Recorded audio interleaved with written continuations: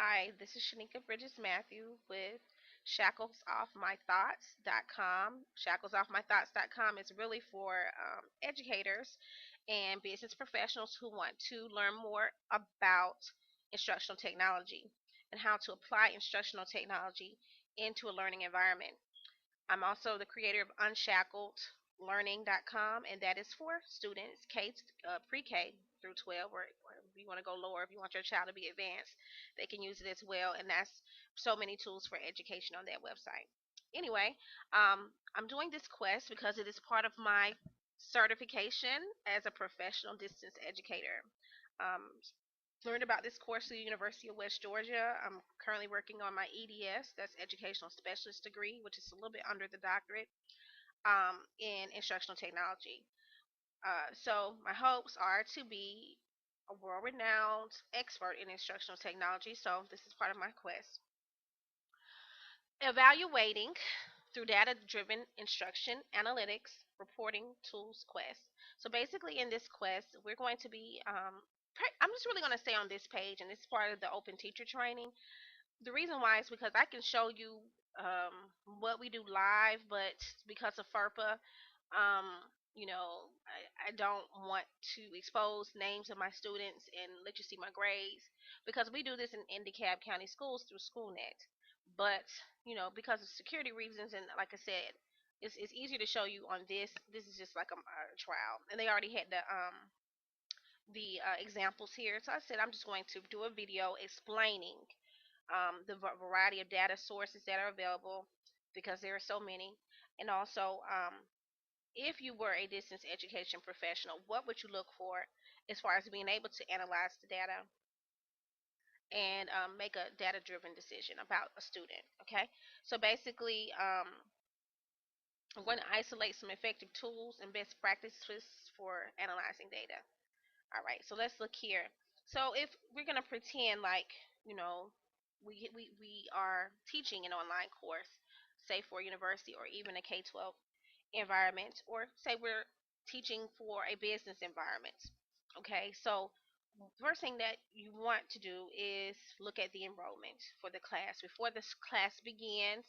It's good practice to look at the enrollment. So let's look here. You see that you're teaching microeconomics, AP, macroeconomics, and economics, and also American government. Okay, and that's spring 2013. Of course, this is 2014, but it's just an example. And then you see your sections here. You see your start and end times. And then you on the right side, you see the number of students who are enrolled. And so this gives you an idea. Now, if this is a college setting or say a business, well, you may have a minimum number of people that need to be enrolled before it's economically feasible to do a class.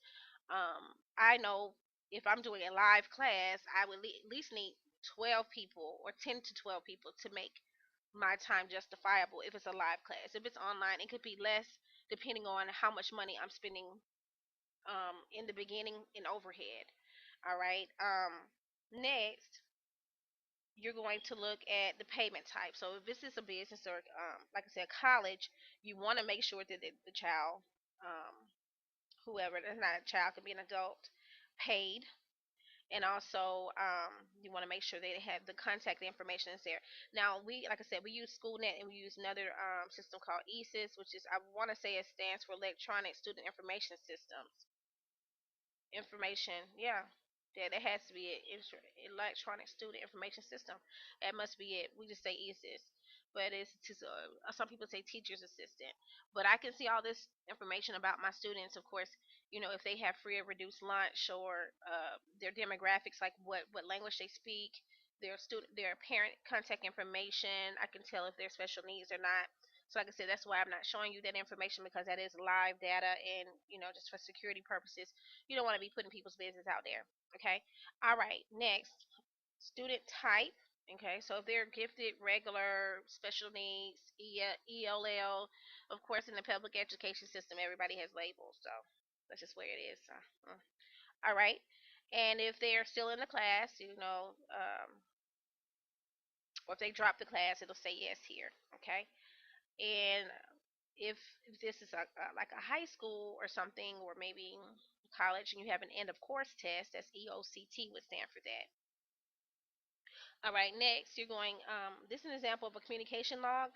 I use one electronically, an electronic communication log in ESIS. That's ESIS. Again, electronic student information system that we use in the cab. A lot of teachers really don't use it. I noticed. I'll be happy to show any teacher that works in the cab how to do it. Or doing a video just for those teachers. However, yes, it is very efficient because anytime I have to call a parent or do a communication, I like to just type my information in and boom, send it. And I can also share it with parents as well as teachers. And so everybody can see that information. It is a good thing because it will put a date, a time and date stamp. I can be very detailed in my notes. And I'm the type of person, I type very fast. I really don't like writing with my hands. I just don't. It makes my hands hurt. So I prefer to type or dictate my speech. So that, and it's a really good, especially considering that we have teacher keys in Georgia, and everything has to be uploaded into an electronic database to prove that we're effective. So it only makes sense to, you know, start using the best digital tools possible. All right, and then this is an example of how you may want to um, put the information out. You know it first, but you cannot email a student's grades. However, you can say that you called a parent, and if you spoke to the parent directly, you can say, "Well, I spoke about the grade, or I asked them to come in the conference in response to the grade." Okay, so that's something that you may want to say. Okay, um, an additional thing that I like, and this is kind of confusing to me right here, but I wish I could show you because I not only do I use SchoolNet, I use well in SchoolNet you can see like well for example we have a common assessment next week. I created the assessment, which I have another blog about that, but I'm at home, so please excuse me. All right, so basically with the common assessment that I created, I can go in the system and see how long they took on that test. It will give a timestamp. So, for example, if the test is 25 minutes long, 25 questions long, and there are three lengthy passages, that should take at least 5 to 10 minutes to read a piece. Now, if the student takes the test in say less than 30 minutes or less 20 minutes, I know that they did not read those passages. So it's really good by analyzing the data because a lot of times teachers tell administrators, we go through these data talks and we say the students aren't reading it, you know. But the thing about it, the kids just don't, after so many times, especially middle school students, they'll just clock out, and if they don't want to read it, they're not going to read it. They're just going to answer whatever they're going to answer. So we can have this as evidence and as proof that it's not our instructional practices. The child is just not reading. They don't have the stamina, or they don't want to. It's so many different factors. And what you want to do, and that's a good practice, and I can show you how to do a Google Doc. That could be another video. You can create a survey in Google, and after they take the test, say they didn't pass with 70% or higher, have those students to do a survey, and the survey template, and fill out a response to their grade, and because that way you can kind of embed in I was sleepy, I didn't care, I didn't read the passage, this is why. And usually the students are very honest as to why they didn't do their best. Okay, sometimes it could be a language issue, especially with our ESOL populations and our special needs populations, because the special needs students, um, they pretty much have the same. And I taught special needs and I teach ESOL, so it's really not much difference with the vocabulary. The problem usually with special needs kids, it's not that they don't have the immersion in the language per se. Could be socioeconomic, poverty or something like that. But it's not that. It's usually either A, they can't hear it because they have a hearing disability, or B, they have a processing disability when it comes to words. So or memory, if they're MID or SIDPID or something like that, MOID, they just don't remember things.